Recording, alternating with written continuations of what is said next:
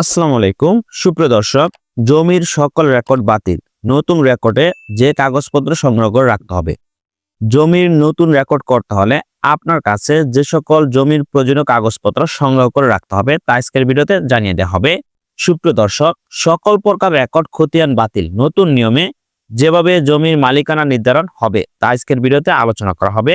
যে সকল নাগরিকদের জমি জমা রয়েছে তাদের জন্য আজকের ভিডিওটি খুবই গুরুত্বপূর্ণ, কেননা বর্তমান সময়ে জমি জমা নিয়ে সাধারণ নাগরিকগণ বিভিন্ন জায়জামেলার শিকার হয়। তাই প্রত্যেকেরই সঠিক তথ্য জেনে রাখা উচিত জমি সংক্রান্ত বিষয়ে, তাহলে ভবিষ্যতে কোনো ধরনের সমস্যার সম্মুখীন হতে হবে না। বাংলাদেশে ভূমি মালিকানা সংক্রান্ত একটি বহুল আলোচিত প্রশ্ন হলো, সকল প্রকার রেকর্ড খতিয়ান বাতিল হতে যাচ্ছে।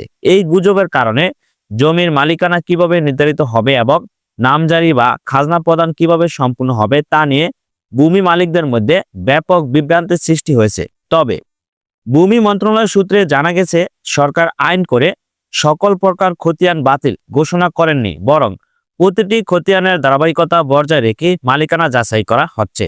আশা করি আপনারা সকলে বুঝতে পারছেন, জমির সকল রেকর্ড খতিয়ান বাতিল করা হয়নি, তবে নতুন রেকর্ডে জমি সংক্রান্ত সকল তথ্য অনলাইনে সাবমিট করা হবে বা ডিজিটালাইজেশন করা হবে। যার ফলে অনেকেই গুজব ছড়াচ্ছেন যে জমির সব প্রকার রেকর্ড বাতিল হচ্ছে। তবে না, জমি সংক্রান্ত বিষয়ে আপডেট করার জন্য বা নাগরিকদের ভূমি সেবা সহজ করার লক্ষ্যে ভূমি মন্ত্রণালয়ের পক্ষ থেকে সরকার আইন করে সকল প্রকার খতিয়ান বাতিল ঘোষণা করেননি, বরং প্রতিটি খতিয়ানের ধারাবাহিকতা বজায় রেখে মালিকানা যাচাই করা হচ্ছে। বর্তমানে সিএস, এসএআরএস, ডিএস এবং সর্বশেষ বিডিএস বাংলাদেশ ডিজিটাল সার্ভে এই প্রতিটি খতিয়ানই একটি নির্দিষ্ট সময়কালের প্রতিনিধিত্ব করে। ভূমি মন্ত্রণালয় স্পষ্ট করেছে যে আইনিভাবে কোনো খতিয়ান বাতিল করা হয়নি, তবে যদি কোনো ব্যক্তি জমি বিক্রি করে দেন এবং ক্রেতা নামজারি করে দখল নেন, তবে সেই পুরনো খতিয়ানটি উত্তরাধিকারীদের জন্য আইনগতভাবে অকার্যকর হতে পারে, কিন্তু এটিকে বাতিল বলা সঠিক নয়।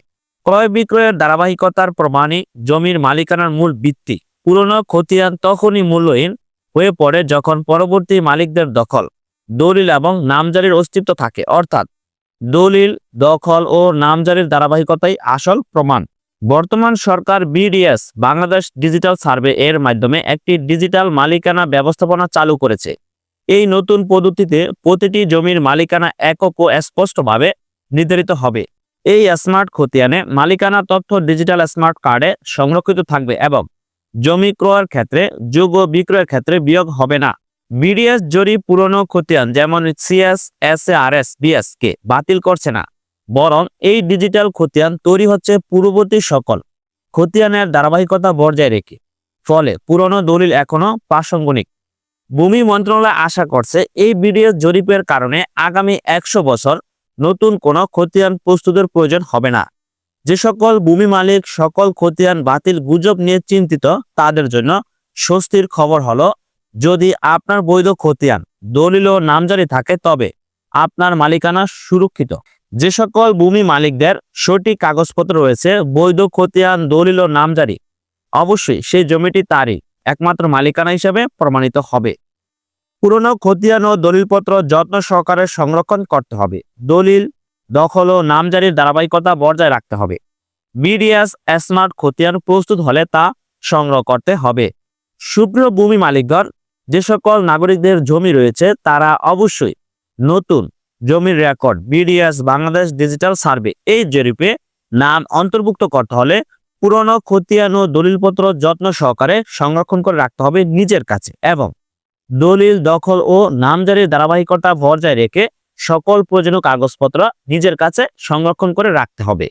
বিডিএস স্মার্ট খতিয়ান প্রস্তুত হলে তখন সেই সকল প্রয়োজনীয় কাগজপত্র প্রয়োজন হবে।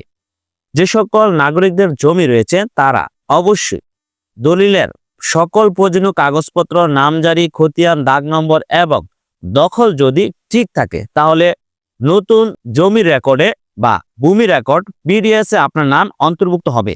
সরকার খতিয়ান বাতিল করেননি, বরং ভূমি ব্যবস্থাপনাকে আরো স্বচ্ছ, জালিয়াতি মুক্ত এবং স্মার্ট রূপে রূপান্তর করছে।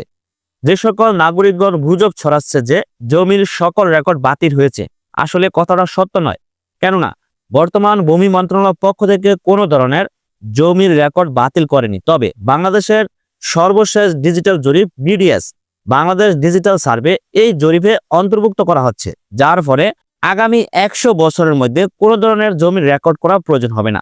কেননা BDS record Bangladesh digital survey ডিজিটালাইজেশনের মাধ্যমে নতুন জমিকে বা সকল জমি বিডিএস রেকর্ডের অন্তর্ভুক্ত করছে ভূমি মন্ত্রণালয়, যার ফলে সকল ধরনের রেকর্ড কখনো বাতিল করা হয়নি। তবে পুরনো সেই রেকর্ডগুলো ধারাবাহিকতা বজায় রেখে বিডিএস রেকর্ড প্রস্তুত করা হবে।